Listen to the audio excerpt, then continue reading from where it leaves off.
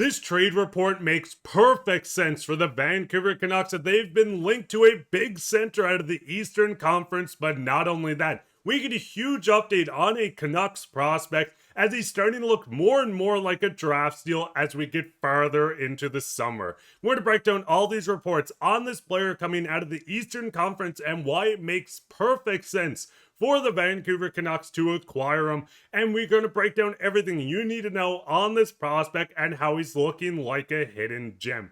We're going to break down all this and more later on this episode. Before we get into that, if you're part of the 65.3% watching this and you haven't hit the subscribe button yet, make sure to go down and hit it. It's completely free. It helps us out a ton. And in return, we'll give you daily updates from all around the Canucks. But with that, let's just hop straight into the prospect today, where we did get a report coming out today, a tweet showing the junior teams of Sweden and USA battling out. Now we see USA Blue taking on Sweden, and very top right corner, you can see a Vancouver Canucks prospect in Wilson Bjorck debuting on the top line for Sweden. Now in this game, he did register a secondary assist, but it's showing how game after game going into the summer, Bjorck is continuously putting his name on the map and showing why the Canucks got a bit of a gem here. Now going into Bjorck, we've seen season after season he has been progressing. Goal scoring, 28 goals, previous high of 9. Assists, 39, previous high of 15. And he finished the season with 67 points, including 9 points in 9 games, winning a J20 championship. Bjorck is continuing to develop all over the ice, and we're seeing it as he jumped into the Swedish 1 League. He did go without a point in the 10 games playing in the league, but when looking at the talent that he will be playing with next year, there's a lot of intriguing names that's going to help with his development. Now looking into the list, Victor Eklund drafted just after the Canucks drafted Coots at pick number 15, including Anton Frondell as well, drafted 3rd or 4th overall in this past draft. This team is going to be very exciting. It's going to develop really well, and we're going to see Bjorck join this group, continue his development, and hopefully start to go out and put up actual great numbers in the Swedish 1 League after dominating the Swedish Junior League. Now with Bjorck, it's going to take some time before we see him really take the jump to join North American ice, if that's with Abbotsford or with the Vancouver Canucks, if it happens at all. But Bjorck is putting himself on the map, and it does seem like it's a matter of time and not if he's going to join this team, as we're seeing him put up great numbers in Sweden. But Canucks fans, what's your thoughts on Bjorck? What's your thoughts on him being drafted in the 5th round? Do you think this was a steal by the Canucks? What do you project him to put up in the Swedish 1 League next year as he continues his development? But with that, let's just hop straight into the trade reports, because I know everyone's very intrigued to hear this as well. And there was an article put out by the 4th period breaking down all the players and linking them to teams around the league. Now going into this, Pavel Zacha of the Boston Bruins, a center, a big one as well, is linked to the Vancouver Canucks and Utah Mammoth. Now the Bruins exploring the trade market on Zacha during the season, and there's belief out there the Boston Bruins are looking at it again and looking to move him. Now if you have a center around the league, the Vancouver Canucks are most likely interested, and exactly why Pavel Zacha could be the perfect fit, as we're going to break it down. Now going into Zacha, he did have a productive year, a bit of a down year, but the Boston Bruins did suck, and we love to hear that. But Pavel Zacha, 14 goals, 47 points, a -8, only 28 years old, but 6'3". Now with Pavel Zacha, we've seen very productive seasons at him. We're going to break down his faceoffs, his highs, what he can do exactly. But going into the fact that he has been linked to 2 Western Conference teams, which makes total sense. The Bruins don't want to trade him to someone they're going to have to compete against in the playoffs yet again.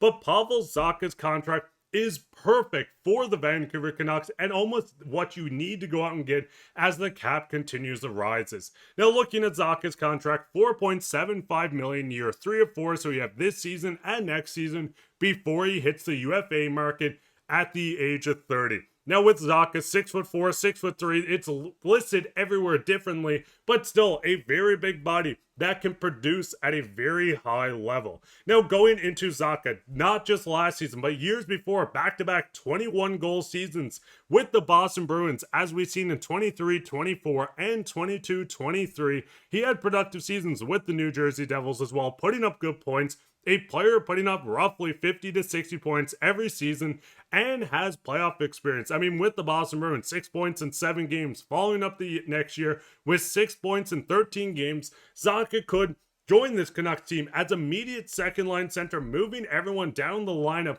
which does help fill out the void throughout this team. Now we're going to break down the implications, how it's going to work, fitting them into the lineup, and probably what the Canucks have to give up. But at this very moment, Zacha is someone that can join this team, score you goals, put up points, be a big body, but he's also someone that can go out and win you faceoffs. Over the past 2 seasons, taking a boatload of faceoffs, almost 1,000, almost 800.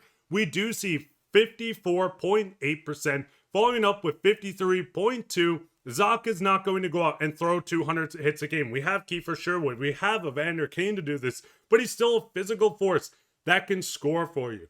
Now, the big thing with the Vancouver Canucks, we know their lineup looks a little weird down the middle. We know Aatu Räty's poised to make the team to take a big jump. We know Filip Hronek is finally healthy and playing again. I did a full video on that yesterday as well. Elias Pettersson is looking for a bounce back, but it does make sense to kind of slide everyone down the lineup. And we know on defense, the Canucks do not need to add. They almost have too many defensemen. I mean, looking at this list, it doesn't even include Tom Willander or Victor Mancini or Sawyer Minio or anyone else.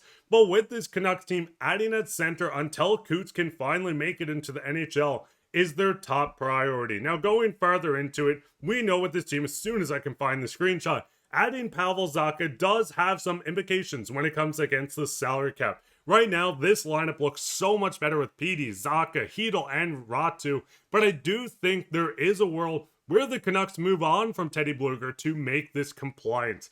Teddy Blueger, a great piece for the Vancouver Canucks, an awesome penalty killer, and a great bottom 6 center, but I do expect the Canucks to want to add someone with a bit more oomph to their lineup, someone that can score more goals, and someone that can produce at a second line pace that we have seen Pavel Zacha do before with the Boston Bruins. I mean, we've seen it just last season.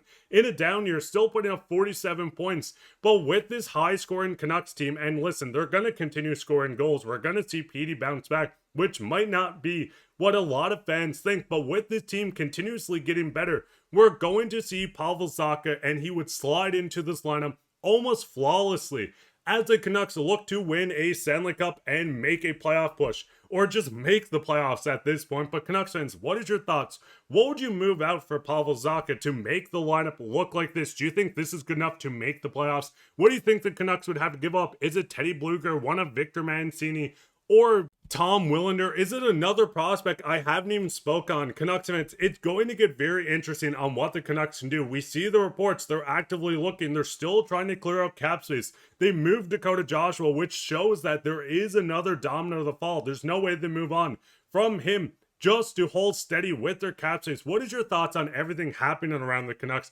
Who would you trade for Zacha? Do you think he's the perfect fit? Is there someone else you would rather get? Maybe McTavish, maybe Marco Rossi, though I know a lot of people don't like the 5'9" frame on Rossi. Let us know down in the comments. While you're down there, leave a like, subscribe, share this with your friends. We'll be back with another episode, and we can't wait to release it for you, so make sure to look for that. But I've been your host, Mark, bye, and take care, Canucks fans.